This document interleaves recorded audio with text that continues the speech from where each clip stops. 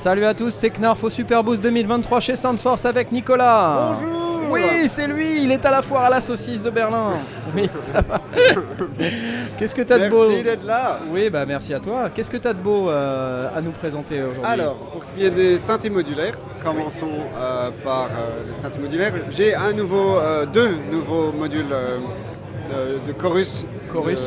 Qui sont, encore une fois, une continuation de ma gamme de Juno qui sont basés sur le Juno 60 et 106. D'accord.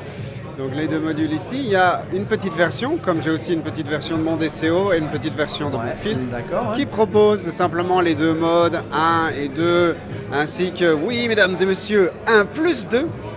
Pour le 1 plus 2, nous avons 4 modes. On peut donc s'y faire un cycle en laissant les deux boutons enfoncés. Tu peux écouter le 1 plus 2 du 60, le 1 plus, en mono et stéréo, et le 1 plus 2 en même temps, du 6. Non, pas en même temps, tu choisis. Quoi. D'accord. Donc ça, c'est pour les grands fanatiques, entrée stéréo, sortie stéréo. Tu peux naturellement rentrer en mono, sortir en stéréo. D'accord. Et le grand à côté qui a aussi ses contrôles. D'accord. Mais une ribambelle d'autres contrôles, comme par exemple... ça fait un bail que j'ai pas entendu le mot ribambelle. Oui. En mode 1 et 2, en fait, c'est vraiment un preset et le seul contrôle que tu peux changer, c'est le mix. Donc c'est le mix entre le signal d'entrée et la sortie des BBD chips. D'accord. Donc pour rappel, pour ceux qui ne le savent pas, ce chorus est fait à partir de délais BBD qui sont des trucs assez archaïques. Ouais. Tout ce qu'on appelle le signal audio est une réplique de l'original. Mm-hmm. La nouveauté et la modernité dans ces deux modules, c'est que les signaux de clock qui sont utilisés pour faire avancer le son dans les BBD chips sont générés par un chip programmable, un microcontrôleur. Ouais. Et donc j'ai samplé les signaux de clock de mon Juno 106 pour les modes 1 et 2, 1 plus 2. Ouais. Et enfin 1 plus 2, non, ça vient de la documentation, puisque 1 plus 2, vous le savez bien, le Juno 106 n'en avait pas, enfin, bande de bêta. Cela dit, donc voilà, donc il a également ces modes-là. Donc, on peut faire des trucs très jolis, très cute, mais on peut aussi passer en manuel. Et en manuel, on a un contrôle manuel sur le LFO qui module donc les BBD chips. Et on peut changer la waveform. On peut changer la fréquence, on peut changer la profondeur. Voilà. On peut changer la profondeur. Donc tu vas beaucoup plus loin que l'original avec ce mode. Et tu peux faire des choses complètement moches. Déglingo. Voilà, et complètement moches. Si ça te fait plaisir. J'adore. Si c'est ton truc. Tu le vends super bien en tout cas.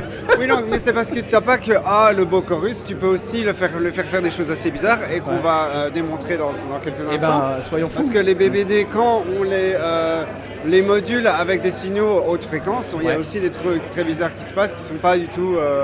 C'est en fait des chips assez archaïques.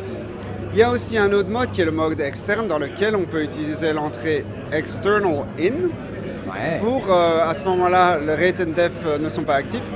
Et avec external in, on peut utiliser un LFO externe pour moduler son chorus. Et donc, par exemple, avec ce magnifique dual LFO de Soundforce, que j'aime beaucoup, qui peut être synchronisé à la clock d'un séquenceur, on peut donc avoir un BBD qui est synchro avec la double croche, par exemple, ou la croche d'une séquence. Ça a l'air super, ça. Voilà. Est-ce que tu peux nous en faire une petite démo? Bien sûr. Donc là, pour l'instant, je vais faire une démo en utilisant un patch assez extravagant de 4 DCO, 4 filtres pour ramener donc ce son aussi dans le contexte original. C'est un Juno. Ouais. Et je vais passer à travers les différents modes, essayer de trouver quelque chose un petit peu plus spécial avec le mode manuel et démontrer rapidement le mode externe. Soyons fous. Je vais te tenir le micro peut-être.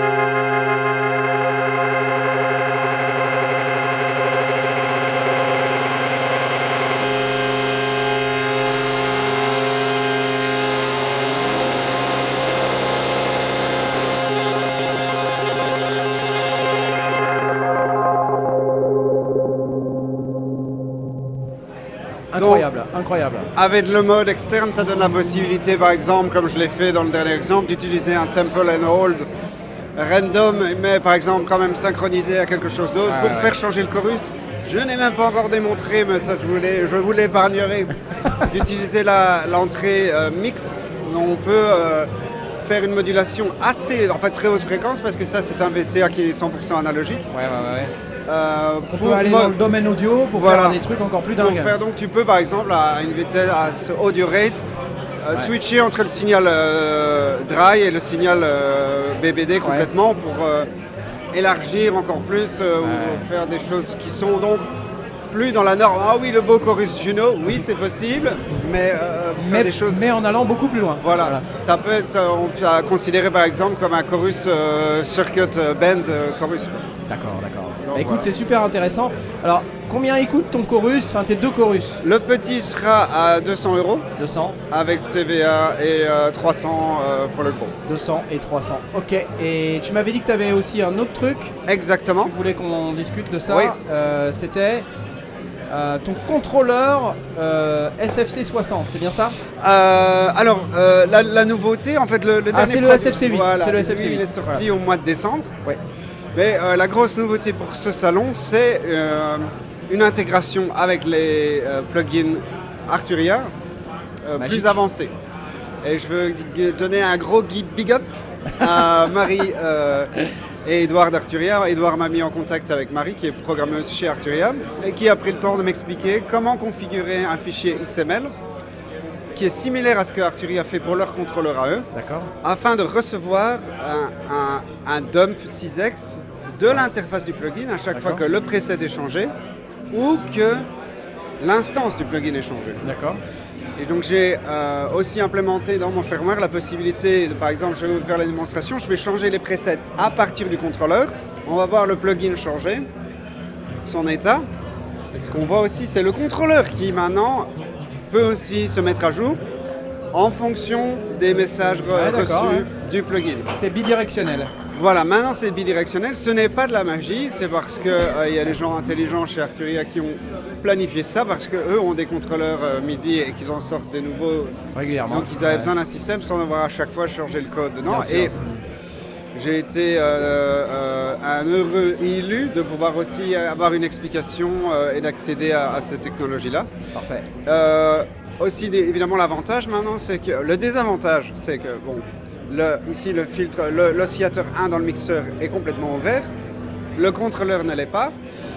Mais bien sûr, j'ai pensé à ça. Si on ferme maintenant le potard de l'oscillateur 1, on va voir qu'il n'y aura pas de saut dans le plugin.